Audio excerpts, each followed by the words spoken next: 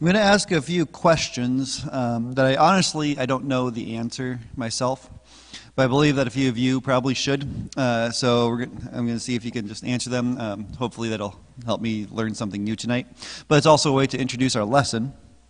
So first question, when it comes to farming, maybe specifically planting and harvesting, what is something that lies at the foundation of everything you should know to do?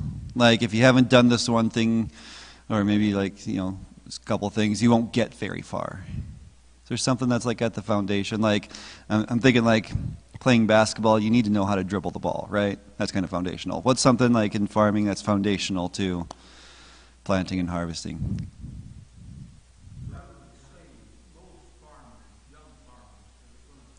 Uh-huh.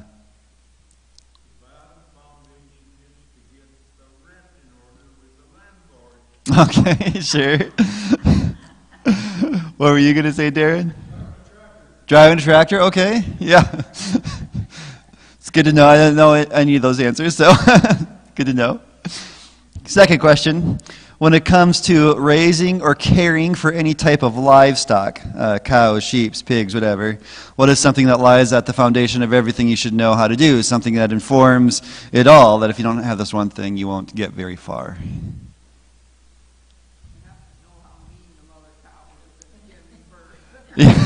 You have to know how mean the mother cow is when it's giving birth. Okay. And be able to run fast. So foundational thing is just to have your own cardio workout, beforehand. Have to know how to feed them. Have a place for them. Okay. All right. Different sphere. When it comes to baking, what is something that lies at the foundation of baking? Again, something that if you don't know it, you won't get very far. How to read the recipe? Having the ingredients, sure. How to run the oven, right, yeah. If you can't do that, your stuff, you might have some cookie dough, but yeah, you're not going to get very far in baking. All right, last one. When it comes to sewing, what is something that lies at the foundation of everything you should know how to do? Huh? Oh, so don't do it. It's just the How to thread a bobbin? You said the bobbin. How to put in a new needle? Okay. Okay, sure. Yeah, the pattern that you're going to use. I had home ec, so I know how to make an apron.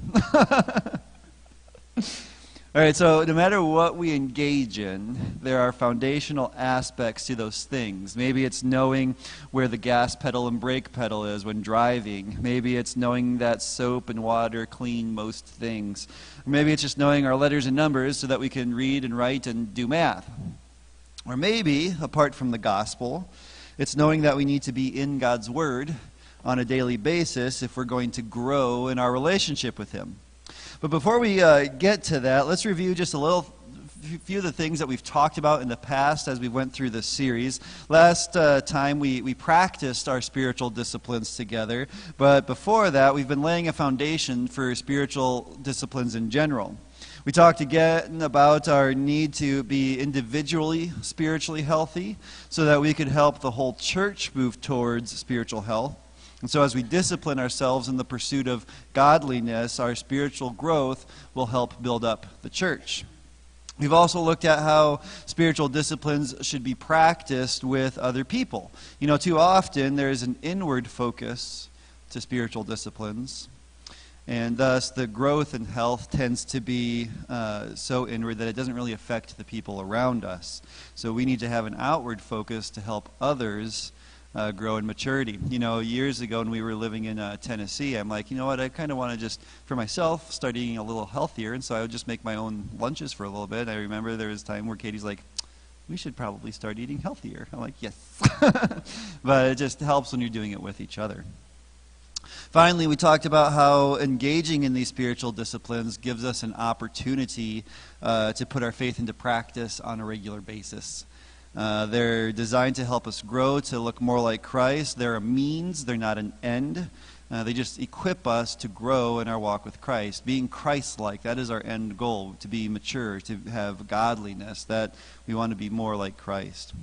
And so through the spiritual disciplines, we gain tools that we need for our growth in Christ-likeness and for equipping and training other people through discipling relationships, or even just in times like this where we're teaching maybe kids in Awana or during Sunday school or just in conversations with like-minded believers. We gain the tools that we need to not only equip and grow our own walk, but help other people to grow in their walk and their spiritual growth and to become more Christ-like. So now we're going to look at each spiritual discipline individually. We've already been practicing them, but let's find out how they're supposed to help us grow and mature. And specifically, let's look at Bible devotions for tonight, because that's going to be at the foundation for the rest of the disciplines. I mean, to become more Christ-like, we need to first learn about Christ. And this means that we need to learn from the Bible, because all of the Old Testament pointed forward to Christ, and all of the New Testament explained the